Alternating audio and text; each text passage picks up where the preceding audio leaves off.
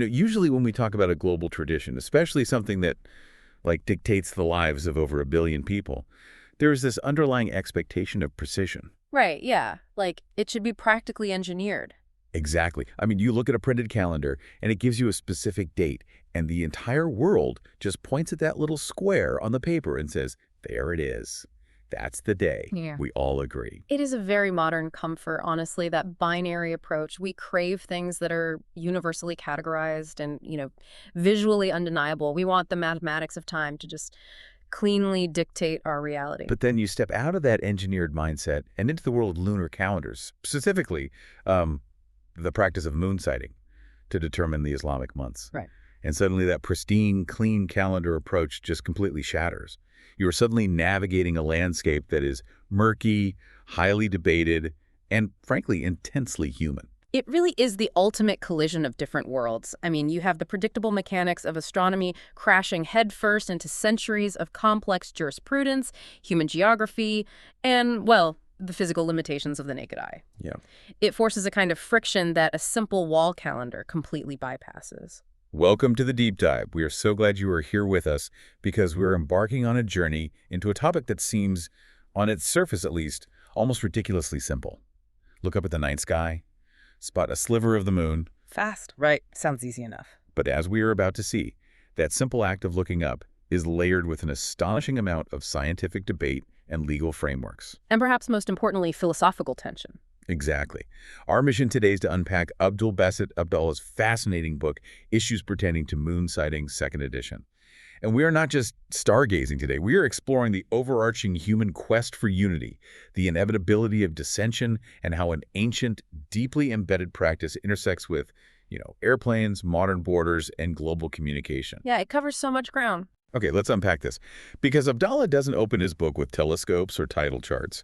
He starts with a rather profound observation about human nature itself. What's fascinating here is how he opens with a sweeping, almost socio-political statement.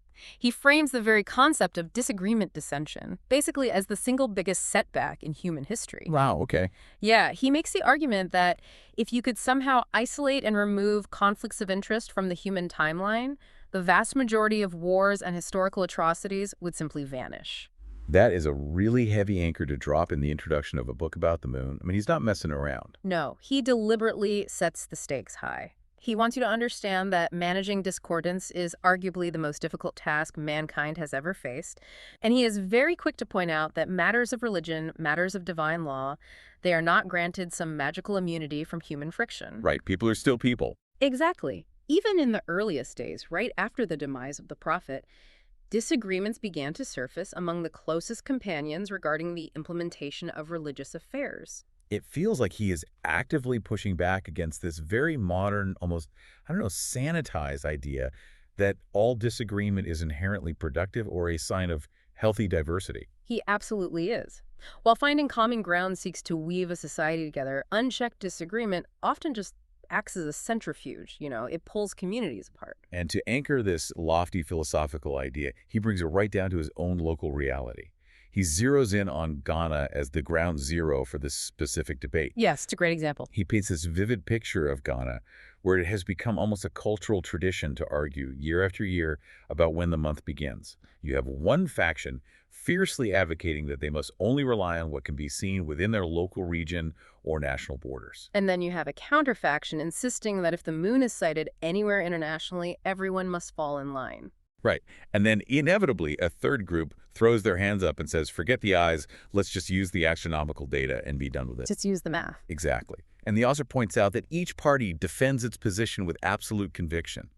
Chests puffed out, completely entrenched in their views. Which turns the commencement of these critical months, like Ramadan and Shawwal, into a brilliant microcosm of a much larger struggle. It is the age-old tension between universal unity and local autonomy. How do you harmonize deeply entrenched differences across borders? Exactly. And to map this out, Abdallah synthesizes an incredible amount of scholarship. He notably leans on Dr. Abdul Salam Bun Muhammad Ashuway's work on contemporary fasting issues, really dissecting the actual mechanics of how this global undertaking is supposed to function. Because the stakes are incredibly high here. This dictates when a massive portion of the global population begins a grueling month of fasting and when they celebrate its end. But before we get into the geopolitical arguments, we have to understand the core mechanism. How does the sky actually dictate the law? Right, we have to start at the foundation. The foundation of this entire practice rests on a single directive from the Quran in Surah Al-Baqarah, verse 185. Okay. It establishes that whoever sights the crescent on the first night of the month must observe the fasts for that month. So the obligation is inextricably tied to the physical rising and the human sighting of that celestial body. And the recorded sayings of the Prophet, the Hadith, make this even more explicit, right? Profoundly explicit. There is an authentic report where the Prophet simply states, "When you see the crescent, then fast, and when you see it, then break the fast." That is the operational cornerstone. So it's pure observation. Yes, you see it, you initiate the action, you see the next one, you cease the action. And scholars across the spectrum, including massive historical figures like Shaykhul Islam Taqiyuddin ibn Taymiyyah from the 8th Islamic century, they hold a consensus on this. The month commences strictly through physical moon sighting. But there has to be a built-in failsafe, right? Mm. Because, well, weather exists. Sometimes you just can't see the sky. Yes, absolutely. The continuation of that same prophetic command addresses the weather perfectly. If clouds are sent to conceal the crescent from you, the instruction is not to panic. Right. The instruction is simply to complete the preceding month to a full 30 days.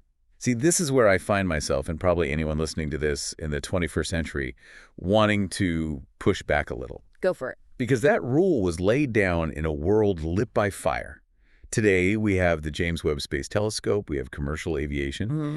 If the underlying goal is simply to, quote-unquote, see the moon, shouldn't a society employ every single technological advantage it has to achieve that goal? It seems logical. Right. If a rainstorm is blocking my view from the ground, why can't I just grab a high-powered telescope? Or, better yet, hop on a plane and fly right over the storm system? That logical progression is exactly what modern jurisprudence has had to wrestle with. And the text explores the rulings on this with incredible nuance. The scholars actually separate those technologies into completely different categories. Oh, really? Yeah. Let's start with optical instruments. The text poses the question, is it permissible to establish the month using a vision-enhancing device like binoculars or an observatory telescope? My gut says yes, because you are still fundamentally using your eye, just, with a better lens. And your gut aligns with the juristic consensus provided in the text. Yes, it is perfectly permissible. If the crescent is sighted through a telescope, that sighting is absolutely valid and legally binding. Okay, cool. So the telescope is sanctioned. It's just an assist for the human retina. But what about the aviation scenario? Right. If an Islamic council decides to charter a small aircraft, fly 10,000 feet up, break through the cloud cover, and visually confirm the moon out the window, does that count? The ruling draws a remarkably hard line here. The response from the scholars cited in the text is a definitive no. Wait, no. Traveling above the clouds via aircraft or utilizing satellite imaging from orbit is not considered a valid method of moon sighting under Islamic law. I am struggling to see the consistency there. If augmenting your eye with a mirror and a lens is fine, why is moving your eye physically higher up a violation? I mean, you are still looking at it. To understand the distinction, we have to dive into the underlying philosophy of the law itself. It comes back to that failsafe we mentioned earlier. The Prophet said, if clouds are sent to conceal the crescent from you, the phrasing there is critical. So. It implies that the obscuring of the moon by nature is not a problem that demands a technological solution. It is a natural condition that triggers a preordained built-in alternative. You just complete the 30 days. Oh, wow. So trying to fly over the clouds is almost like trying to cheat a system that is operating exactly as intended. The clouds aren't a glitch. They are part of the design. That is a brilliant way to phrase it, honestly. And there is an even deeper philosophical layer here regarding the concept of ease. The text brings up a famous statement from the Prophet. We are an unlettered ummah. We do not write or calculate. An unlettered ummah. I can see how that phrase, translated into modern English, might sound almost patronizing or self-deprecating today. Right. But it doesn't mean they were actually ignorant, right? Far from it. I mean, this was a civilization that would go on to birth algebra and map the stars. In this specific juristic context, unlettered is actually a declaration of universal accessibility. Okay, I follow you. It means the core tenets and markers of the religion are designed to be accessible to the common person. The shepherd in a remote valley must have the exact same capacity to determine the start of his worship as a wealthy merchant in the city center. Ah, I see. If the law validated flying above the clouds as a legitimate way to sight the moon, it would instantly create this massive disparity. Exactly. Suddenly, finding the moon becomes a logistical and financial burden. You'd need aviation fuel, pilots, radar. You've basically taken an act of communal worship and turned it into an aerospace endeavor. Precisely. It would impose extreme hardship on the populace. They'd constantly be left waiting on the reports of a privileged few with the means to conquer the weather. By invalidating the airplane method, the law protects the simplicity of the act. You walk outside, you look at the horizon. If nature obscures it, you go inside and complete the 30 days without an ounce of stress. I love how that protects the democratization of the practice. But if we are talking about removing human struggle, we have to tackle the elephant in the room. Astronomical calculation. Right, the math. If we can predict a solar eclipse down to the millisecond, 10 years in advance, the math regarding the moon's position is already solved. Why are people standing on rooftops straining their eyes when an algorithm can give us a 1,000-year calendar in 3 seconds? This is a debate that has raged for centuries, long before algorithms even existed. And the text tackles this by forcing us to make a crucial distinction that almost always gets lost in the modern debate. We must separate the birth of the crescent from the visibility of the crescent. How are those two things different? I mean, if it's born, isn't it there? It is physically there in space, yes. The text fully acknowledges that the birth and emergence of the crescent moon, the exact moment it separates from the sun, that can be calculated with absolute mathematical certainty. That is an undeniable astronomical fact. Right. However, the law does not say fast when the moon is born. The law explicitly commands fast when you see the crescent. So the math can guarantee that a sliver of rock in space is technically illuminated, but the math cannot guarantee that the human retina, looking through the Earth's atmosphere, is actually capable of registering that illumination. Exactly. And the text highlights that even among secular astronomers, the question of human visibility is highly debated. There are complex astronomical models attempting to predict visibility, but they're constantly being revised because there are just too many subjective variables. What? Well, the strength of individual eyesight varies wildly. Atmospheric refraction, humidity, dust particles in the air, light pollution, all of these dictate whether a newborn crescent is actually visible to a human being standing on the ground. Therefore, while the emergence is a conclusive fact, the possibility of sighting it is fundamentally inconclusive. So replacing the visual sighting with a pure mathematical calculation essentially strips the human experience out of a law that was specifically built around human experience. That is the stance of the vast majority of scholars. Relying entirely on calculation contradicts the foundational premise of the unlettered nation. The markers of time were meant to be observable phenomena, tethering the community to the natural rhythms of their environment, not just, abstract mathematical projections. But the book notes that advocating for calculations isn't some new phenomenon brought on by the silicon chip. This isn't just a modern versus traditional debate, is it? No, not at all. The historical roots run really deep. The Arabs were acutely aware of astronomical calculations. The text points out that there are reports of early generation figures, the Tabi'in, the generation immediately following the companions who utilized calculations. There was one who claimed he could determine the beginning of a month by calculating the one preceding it. Wow, okay. And when did this actually enter the formal legal discourse? The text identifies a scholar named Ibn as-Subki, who passed away in the year 771 AH, as the first to formally introduce the reliance on calculation into the scholarly debate. He utilized some of those early historical reports to construct a formal argument for it. But it didn't catch on. Despite that centuries-old precedent, the overwhelming majority of scholars have continuously held the line, maintaining visual sighting as the sole arbiter, really just to protect that core principle of accessibility. Okay, so let's say a society agrees that visual sighting is the unbreakable rule. The moment you accept that, you run headlong into a massive logistical nightmare, because human beings are notoriously bad at agreeing on what they just saw. Oh, absolutely. If the rule is sighting, whose sighting actually holds weight? What happens when one person's eyes conflict with the consensus of their entire nation? This is where abstract theology slams right into civic administration. The text poses a vital question. Is the supreme imam of the land's opinion a considerable factor for the commencement of Ramadan? I would assume it has to be, right? Or else a country would fracture into thousands of tiny groups fasting on different days based on whatever their local neighborhood claimed to see. You are correct. The text provides historical precedent from the time of the prophet, where an individual cited the crescent, presented his testimony, and the prophet accepted it, essentially making it the official reality for the entire community. In the framework of Islamic jurisprudence, the primary factor for a society is what the people agree upon under their established leadership. If a nation has a recognized ultimate authority, a supreme imam, the population unites under his ijtihad. Let's define ijtihad for clarity, just so you have the full picture. Sure. Ijtihad refers to the independent reasoning or legal decision-making of an Islamic scholar or authority.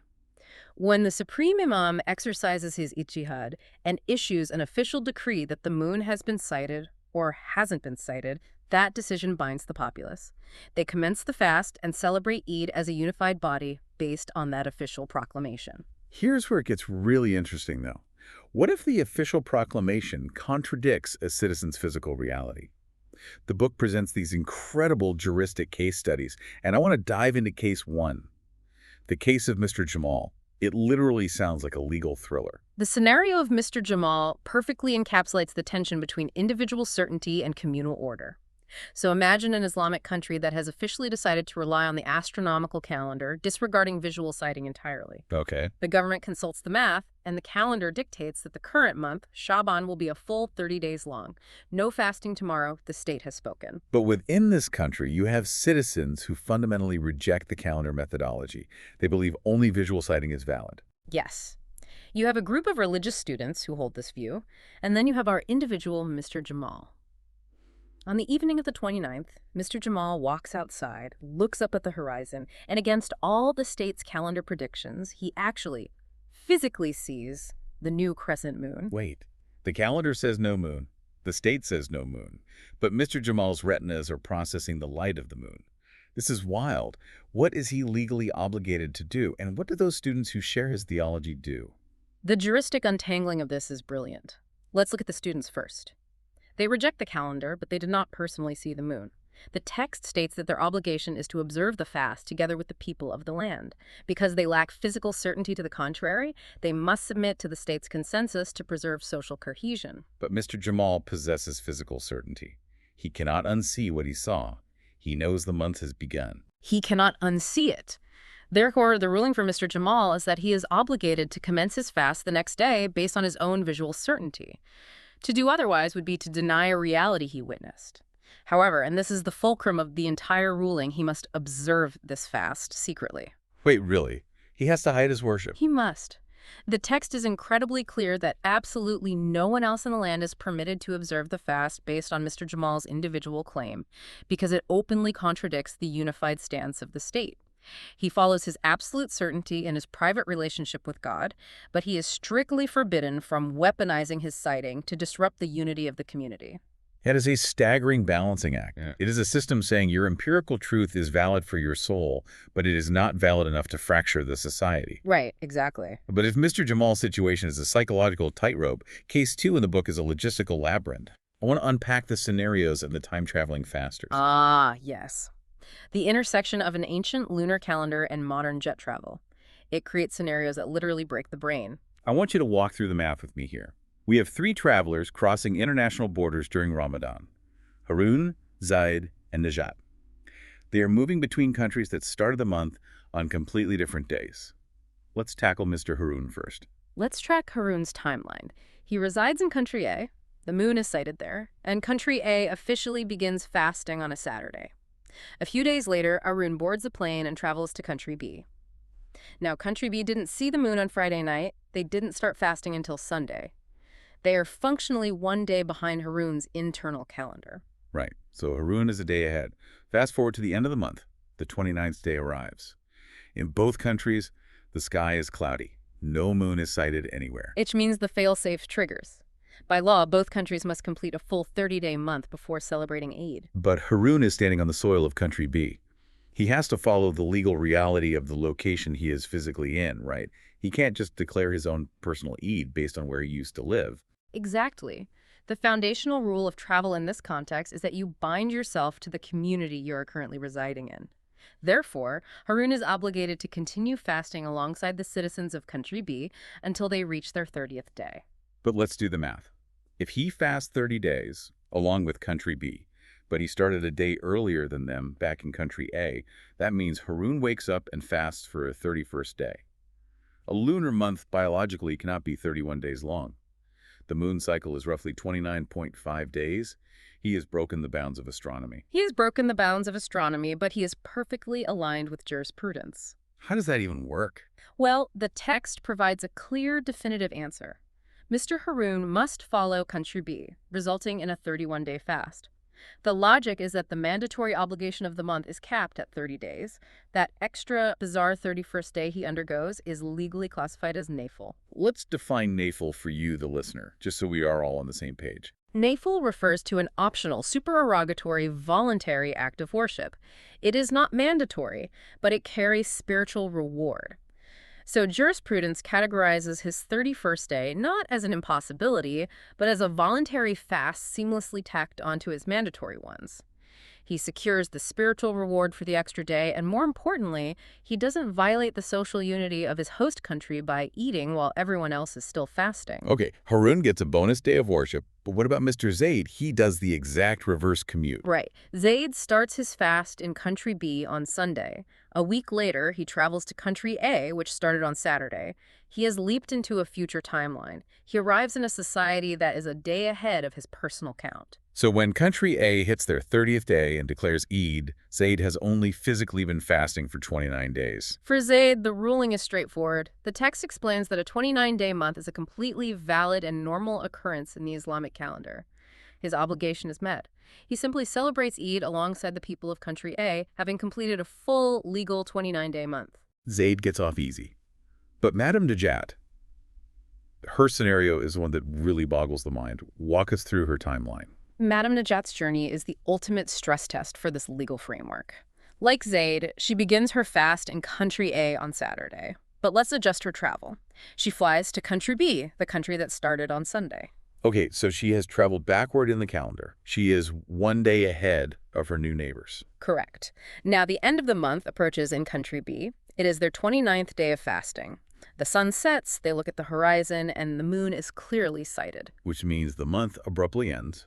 Tomorrow is Eid for Country B. Yes, but let's look at Najat's personal count, because she started a day later than the rest of the world. Wait, let me correct the timeline. She needs to travel from the country that started later to the country that started earlier to trigger the anomaly. Let's reset. Yeah, let's reset. She starts in Country B on Sunday. She travels to Country A, which started on Saturday.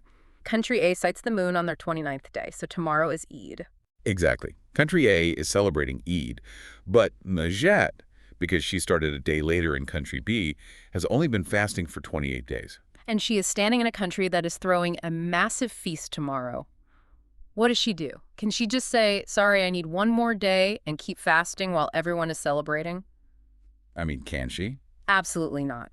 This touches on an immovable boundary in the law. It is strictly, unequivocally forbidden to fast on the day of Eid. It is a day of mandated celebration. But this collides with another immovable boundary. The text states clearly, based on prophetic tradition, that an Islamic lunar month can only consist of 29 or 30 days. A 28-day month does not exist legally or astronomically. She is trapped between two unbreakable rules. She cannot fast tomorrow, but she cannot end her month at 28 days. This is a nightmare. The juristic solution is a phased approach. First, she must adhere to the immediate social reality. She breaks her fast and celebrates Eid with the people of Country A. She must participate in the unity of the day. And the missing day. She remains in a state of debt. The ruling dictates that once the day of Eid has passed, she is legally obligated to make up for that one missed day later on.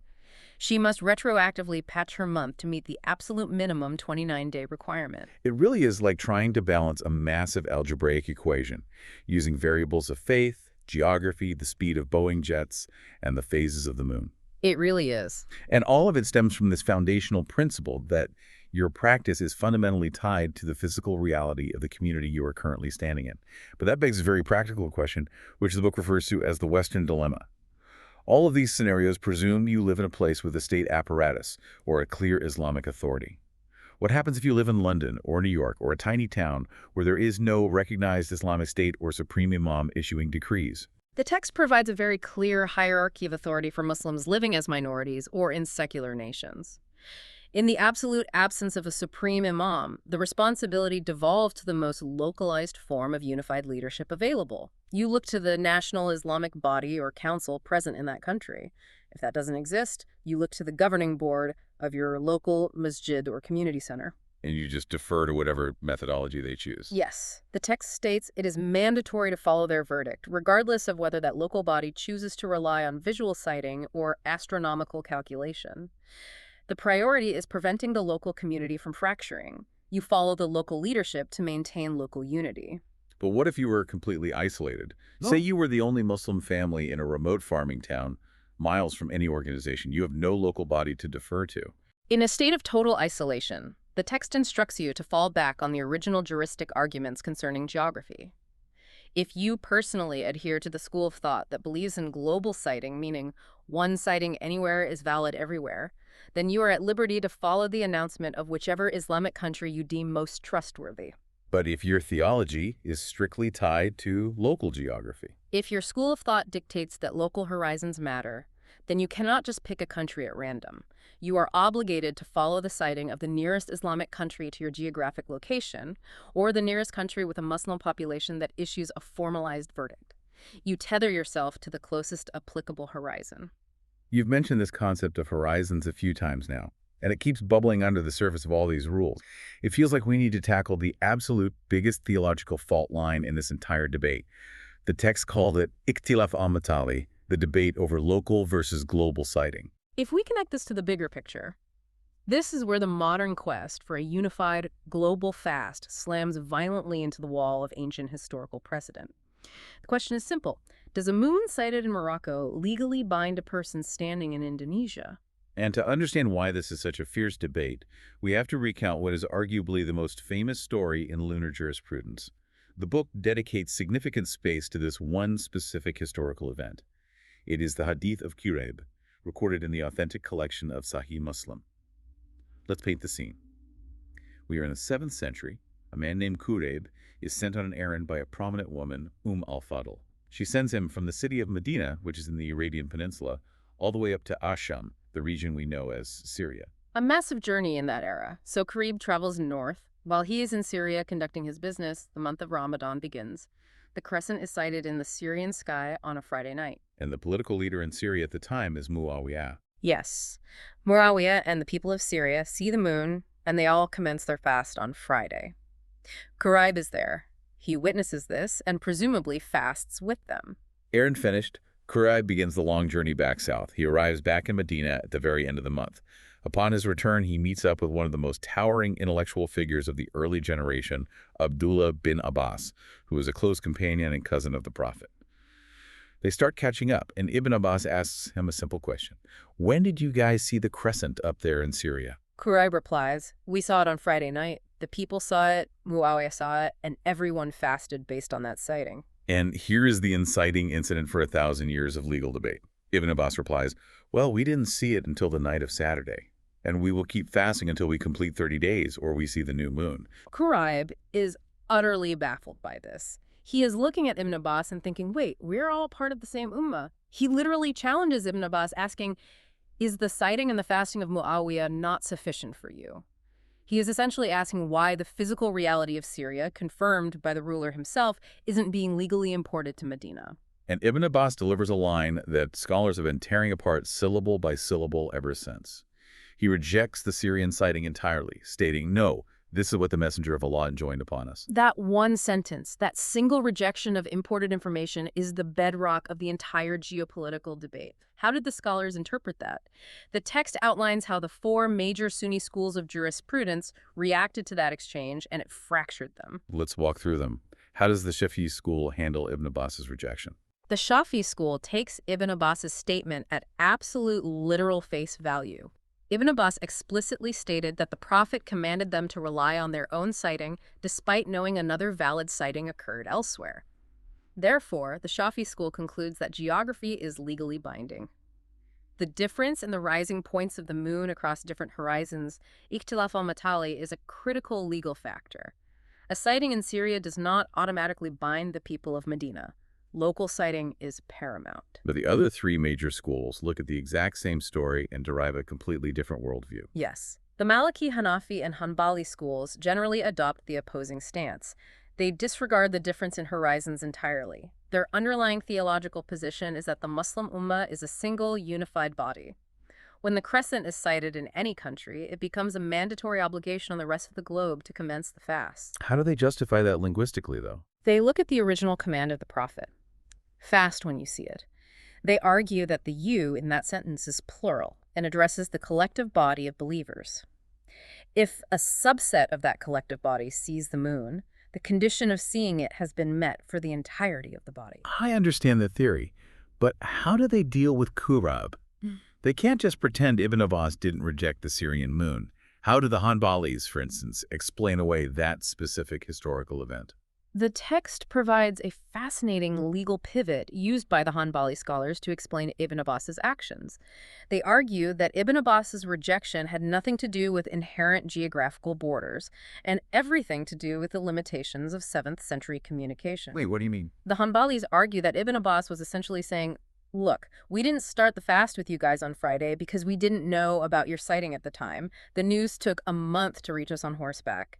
Because we lacked that knowledge, our Saturday start was legally valid. And now that we are in the middle of our valid month, we can't just abort it based on retroactive news. Oh, I see. Yeah, they interpret his action as managing a logistical reality, not establishing a theological rule that horizons inherently separate humanity forever. That is incredible. They are basically arguing that if Quraib had a smartphone and could have texted Ibn Abbas on Friday night, Ibn Abbas would have fasted with them. So the entire framework of local horizons might just be an artifact of the speed of camels versus the speed of fiber optics. It is a profound debate, and it leads to a very tangled subtopic within the text regarding how scholars who do believe in different horizons actually measure the borders. If horizons separate us, where is the line? Is it based on precise astronomical coordinates? Is it based on the legal distance required for a traveler to shorten their prayers? Or is it simply defined by the geopolitical borders of modern nation-states? The text references Ibn Hajar's famous commentary, Fath al-Bari, which details all these varying, often conflicting interpretations of where one horizon ends and another begins. While we are deep in the legal mechanics, there is a detail I noticed in the text that blew my mind regarding how many witnesses are actually required to validate a sighting. It is not a uniform number. The requirement changes depending on whether you are starting the month or ending it. That is a very protective detail. The text outlines the threshold of proof. For the commencement of Ramadan to initiate the month of fasting, the majority of schools hold that the verified sighting of just one trustworthy, just man is sufficient. Only the Malikis require 2. But when it comes to Shawwal, the month that marks the end of Ramadan and triggers the feast of Eid, suddenly the burden of proof doubles. Everyone agrees you need 2 trustworthy witnesses to end the fast. Why is it harder to stop fasting than to start? It revolves around the jurisprudential principle of precaution in matters of worship. The law encourages entering into the obligation. Therefore, the threshold to begin the worship is lenient. 1 reliable witness is enough to spur the community into action.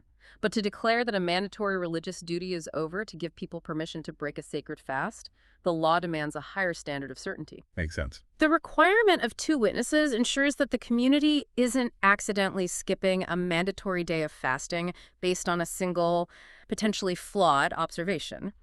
You enter worship easily, you exit it only with absolute proof. So if we step back, we have this massive, seemingly unbridgeable divide. The Shafi school champions local horizons. The other 3 schools champion a global, unified sighting. You have nations arguing, scholars debating. How does modern jurisprudence attempt to resolve a split that has been baked into the tradition for over a millennium? They utilize a highly sophisticated principle in Islamic legal theory called at-tawfiq baina al-qawlayn. Let's translate and unpack that term. Literally, it means to synthesize or harmonize between the 2 differing stances by introducing a third stance. But, and this is crucial, this newly introduced third stance is only legally valid if it does not completely obliterate the original established historical stances. It's not about inventing a brand new rule that makes the old rules illegal. Exactly. The text uses a term from the scholars of usul, the principles of jurisprudence, called rafiul khilaf, which means eliminating the disagreement. You cannot introduce a synthesis that essentially calls 1,000 years of scholarship invalid. You have to find a practical bridge. If I were to use an analogy, it's like two people arguing over whether to paint a room red or blue. A traditional compromise would be mixing them and painting it purple. But a Talfiq is more like painting the walls red, but keeping all the trim and molding blue. Both original truths survive, but they are synthesized into a new functional structure. That is an excellent way to conceptualize it. So, how did they apply this to the moon? The text cites a landmark fatwa, a legal ruling issued by the Hayat Kibar al-Ulama, the Council of Senior Scholars, in the year 1392 AH. They examined the theological and practical realities and issued a synthesized ruling. What was the verdict? They acknowledged that, from a purely theological and textual standpoint, the principle of global sighting is stronger. The overarching ideal is that differences in horizons should not divide the Ummah. However, looking at the practical, geopolitical reality of the modern world, they ruled that each individual country should focus on its own sighting, guided by the opinion of its own supreme leader and local scholars. So the ruling essentially says, global unity is the beautiful theological ideal we strive for, but local authority is the necessary practical reality we must live in. Exactly. It validates the theological superiority of the global argument, thereby respecting the Maliki, Hanafi, and Hanbali positions, while simultaneously enforcing the logistical necessity of the local argument, thereby respecting the Shafi'i position. It harmonizes the two without tearing down the foundations of either. That is a masterclass in legal diplomacy. But to truly grasp why this debate over global unity generates such intense passion, why there are scholars who believe local sighting isn't just logistically messy, but fundamentally wrong, we have to look at one specific figure highlighted in Abdallah's text, a man who dedicated an entire definitive book to destroying the local sighting argument, and frankly, a man whose personal biography is as wildly complex as the jurisprudence itself. Let's talk about Al-Hafiz al-Ghumari. Al-Ghumari is arguably the most fascinating intellectual figure introduced in this entire book. His full name is Abu al-Faid Ahmad bin Muhammad bin as-Siddiq al-Ghumari. He was born in the year 1320 AH, which translates roughly to 1902 in the Gregorian calendar in Morocco. His academic resume is staggering. The text notes he memorized the entire Quran by the age of 5. By 19, he is studying at the incredibly prestigious Al-Azhar University in Egypt. He is listed as studying under dozens of the greatest scholars of his era. But it is not his resume that makes him so compelling. It is his ideological makeup. The text quotes a description of him from his own student, Bukubsa, and it is a description that forces you to do a double take. The student actually borrows a poetic phrase originally used to describe an earlier scholar at Tufi, but he applies it to Al-Ghumari. The quote is, "A Hanbali, Rafidi, and Ash'ari. One of the biggest crises." One of the biggest crises. I absolutely love that phrasing.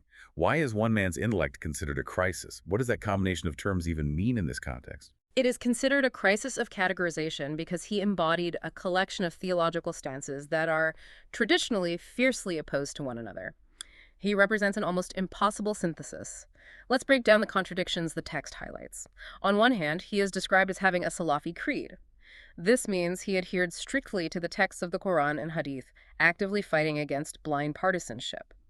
He refused to be locked into the strict confines of any single one of the 4 traditional madhabs. He believed in following the evidentiary proof wherever it led, regardless of tradition. Which sounds very empirical and straightforward. Yeah. But then the text takes a sharp left turn. A very sharp turn. Because simultaneously, he was deeply immersed in Sufi mysticism. The text notes he followed the Shazili and Darqawi paths of Sufism. Even more controversial to his Salafi peers, he believed in Wadat al-Wujud. What is Wadat al-Wujud? It is a highly complex, deeply debated, mystical doctrine concerning the uniformity or unity of existence between the creator and the creations. It is a concept that Orthodox textualists often fiercely reject, yet here is a scholar of Salafi creed embracing it. And as if that isn't enough contradiction, the quote mentions he had Rafidi leanings. Yes. In this historical context, having Rafidi leanings implies a deep sympathy or alignment with Shiite perspectives, particularly concerning the reverence for Ali and the Prophet's household, often at the expense of other early companions.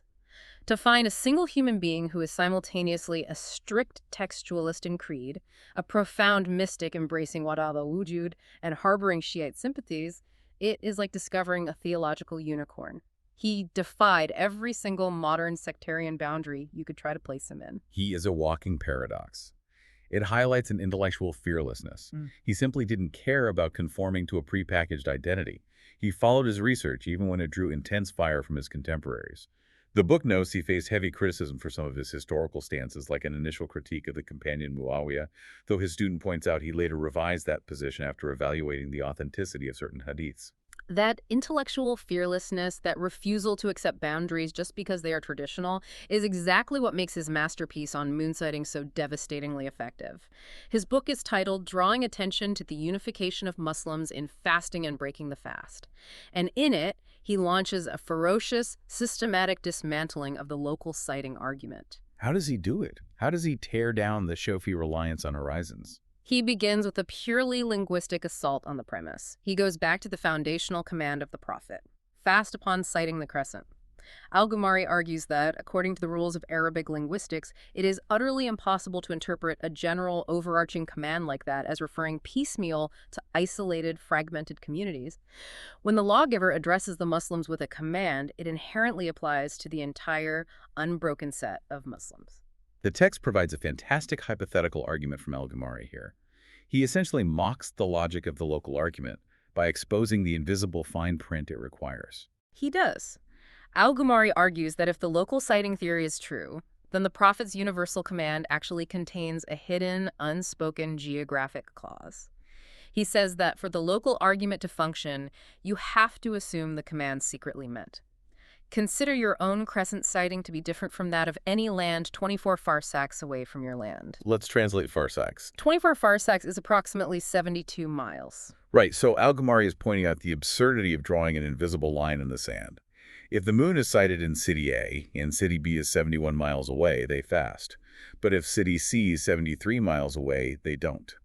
It reduces a majestic, universal spiritual command into a petty zoning dispute. You can't issue a divine directive that applies to all of humanity and then whisper, unless you live an hour down the road. Exactly. He argues it is logically absurd to inject arbitrary mileage limits into a universal law. And to bolster this linguistic argument, he brings forward historical evidence, specifically the Hadith of the Bedouin. Tell us about the Bedouin.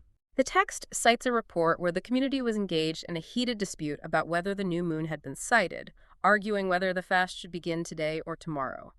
Amidst this argument, a Bedouin, a traveler from outside the city, arrives and testifies to the Prophet that he personally saw the crescent. What does the Prophet do? Does he ask for coordinates? That is Al-Ghumari's entire point. The Prophet verifies the man's faith to ensure he is a reliable witness, and then immediately instructs his companion Bilal to announce to the people to observe the fast. The Prophet did not interrogate the Bedouin about his exact GPS location. He didn't ask if the sighting occurred within the city limits or beyond a specific horizon. He took a confirmed visual sighting from a traveler and instantly applied its legal weight to the entire accessible community. So Al-Ghumari is the ultimate, uncompromising champion of one moon, one ummah. No borders, no horizons, no 72-mile limits, just universal instant compliance the moment the visual threshold is crossed by a reliable witness anywhere on Earth. It is an incredibly powerful argument, crafted by a mind that was clearly allergic to artificial borders of any kind. It was a wildly impactful thesis. The text notes that when Al-Ghumari's book was first published, it sold out almost immediately. The academic analysis was so rigorous, so uncompromising, that it provided the ultimate intellectual ammunition for the global sighting camp. It remains a definitive text on the subject. Okay, so we have traversed incredible ground. We have debated telescopes versus airplanes, calculated the logistical nightmares of time-traveling fasters, traced the 7th century travel logs of Quraib, mapped out the geopolitical fault lines of global horizons, and explored the brilliant, contradictory mind of Al-Ghumari. But before we conclude, the book addresses one final, incredibly practical misconception. And it is something that I guarantee anyone who has ever stared at the night sky looking for the moon has experienced. Yes. The text addresses the anxiety surrounding the physical size of the crescent. Right. Picture this. It is the 29th night. You're looking for that tiny, hair-thin, barely perceptible sliver of light that marks a new moon. But when you finally spot it, it looks huge. It is thick, bright, and prominent. Panic immediately sets in. You think, there is no way that thick crescent is only one day old. We must have failed to see it yesterday. We missed a day of fasting. This raises an important question, right? And it is a very natural human reaction, and it is an anxiety that Muslim communities have wrestled with for centuries. Does a prominent thick crescent legally imply that the community accidentally missed the true start of the month? The book shares a brilliant historical narrative to answer this, the Hadith of Abu al-Bakhtari. Walk us through the story of Bat Nakhla. Abu al-Bakhtari narrates an incident where he and a group of companions were traveling to perform Umrah, the lesser pilgrimage. During their journey, they stopped in a valley area called Batn Nakhla. The sun set, and they looked to the horizon for the new crescent. They spotted it, but it was surprisingly large and prominent. Immediately, dissension broke out among the travelers. Some pointed at it and declared, "Look at the size of it. That is a 3-night-old moon." Others argued back, "No, it's a 2-night-old moon." They are essentially trying to reverse engineer the calendar based on the moon's girth. So they need an authority to settle the dispute. They go to Ibn Abbas, the same Ibn Abbas from the Quraib story in Medina. He really is the ultimate authority on this subject. He is a central figure in this jurisprudence. So they present their argument to Ibn Abbas. They tell him they are worried they missed a day or two because the moon was so thick. Ibn Abbas cuts through the anxiety with a very simple, direct question. On what night did you actually see it? They give him the night they saw it. And how does he rule? Ibn Abbas delivers a definitive, clarifying legal ruling. He quotes the Prophet, stating that Allah causes the moon to appear for long enough that it can be seen. The ruling is, the night that you physically laid eyes on it, that is the night it officially appeared for you. So what does this all mean? The size is completely irrelevant. Completely irrelevant. The physical thickness, the brightness, the altitude of the crescent, none of these physical attributes carry any legal weight whatsoever. You do not backdate the Islamic calendar based on an amateur astronomical assessment of lunar girth. The law is anchored entirely to the human action of the first successful sighting. The day you look after sunset and see it, that is the definitive beginning of the month, period. That is such a relieving piece of jurisprudence. It completely removes the guesswork. You don't have to be an astrophysicist measuring the arc of a light. You just have to be an honest witness to the sky. But the text does add one final, unbending caveat about when that successful sighting has to take place. And this specifically addresses the phenomenon of seeing the moon during the daytime. Yes, this is a crucial boundary to understand. The text details strict regulations regarding daytime moons. Because occasionally, if the conditions are right, you can look up in the late morning or the afternoon and clearly see a faint outline of the crescent moon in the blue sky long before sunset. If I see it at 2 p.m. on Tuesday, does that mean Tuesday night is the start of the month? Or does it mean Monday night was actually the start and we just missed it? It means neither. From a legal standpoint, a daytime sighting is entirely void.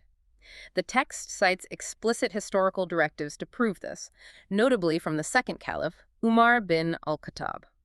Umar was managing a vast, expanding empire, and he sent a strict written directive to his armies stationed in Iraq regarding this exact issue. What did the directive say? He wrote, "These crescents, some are bigger than others. Hence, when you sight the crescent during the daytime, do not break your fast until 2 witnesses give out their evidences that they sighted it the night before." So he is telling his generals, do not let a daytime moon trick you into ending the month prematurely. Exactly. The text also brings forward the example of Ibn Umar, a major companion known for his strict adherence to the Prophet's example. People came to him during the day and excitedly reported that they could see the Eid moon right then and there. They wanted to break their fast immediately. Ibn Umar outright refused. He stated, "No, until it is sighted from where it is sighted at night." The rule is an unyielding line in the sand. A legally valid sighting must occur after the sun has set, looking toward the darkening horizon. It all circles back to that very specific, deeply intentional human act. Standing on the earth, watching the sun disappear, and searching the twilight. It anchors the entirety of the law to that fleeting, transitional moment of dusk. We have truly covered an astonishing amount of ground today. We started by looking at a localized cultural argument in Ghana over whether to use calendars or eyes. And from there, we navigated a labyrinth of 7th century travel logs across the Arabian desert, explored the 14th century debates over introducing mathematics into theology, unraveled the logistical nightmares of modern travelers gaining or losing days across time zones, and dissected the fiercely independent mind of a Moroccan polymath who wanted to erase borders entirely. We have witnessed how a single, remarkably brief instruction, fast, when you see it ripples outward, generating an incredibly vast and complex legal framework. A framework constantly striving to balance the desire for global unity, the mandate of accessibility and ease, the hard realities of geography, and the need for spiritual certainty. From the profound beauty of an unlettered ummah, deliberately choosing to avoid the hardship of calculating their way through existence, to the mind-bending reality of Mr. Harun fasting for 31 days just to maintain harmony in his new host country. It is a stunning, panoramic look at how a religious tradition attempts to map the flawless perfection of the cosmos onto the messy, divided, ever-shifting reality of human civilization. It truly is. And honestly, going through Abdallah's text leaves me with one final overarching thought. It is something not explicitly written in the chapters we covered, but it feels deeply and inextricably tied to the essence of everything we have discussed today. What is that? Think about the era we are living in. We inhabit a hyper-digital, hyper-fast world. Right now, as we sit here, you can pull a smartphone out of your pocket, open an app, and a supercomputer will tell you the exact millimeter-precise position of every celestial body in the known universe. It can predict the moon's location 10,000 years into the future. It is instantaneous, it is perfect, and it requires zero human effort. It's exactly like the engineering precision we talked about at the very beginning of the deep dive, the printed binary calendar. Exactly. It offers absolute control. And yet, despite the existence of all that flawless technology, this entire vast body of jurisprudence, spanning centuries, continents, and brilliant minds, fiercely insists on something else. It insists that humanity must still physically step outside. It demands that we stand on the earth, look out at the horizon, and rely on the inherently flawed, subjective, beautiful instrument of the human eye. Wow. Perhaps the true wisdom embedded in this centuries-old debate isn't just about accurately marking the passage of time. Perhaps it is a built-in mechanism to force humanity to pause, to physically stop what we are doing, look away from our screens, look up at the vastness of the physical cosmos, and admit that some things are still beautifully, frustratingly out of our control. The moon reveals itself when the sky allows it, and we are simply asked to be witnesses to it. A forced annual moment of cosmic humility. I love that. To our listener, thank you for coming on this incredibly complex, fascinating journey with us today. Keep looking up, keep asking the difficult questions, and keep diving deep into the sources around you. We'll catch you on the next deep dive.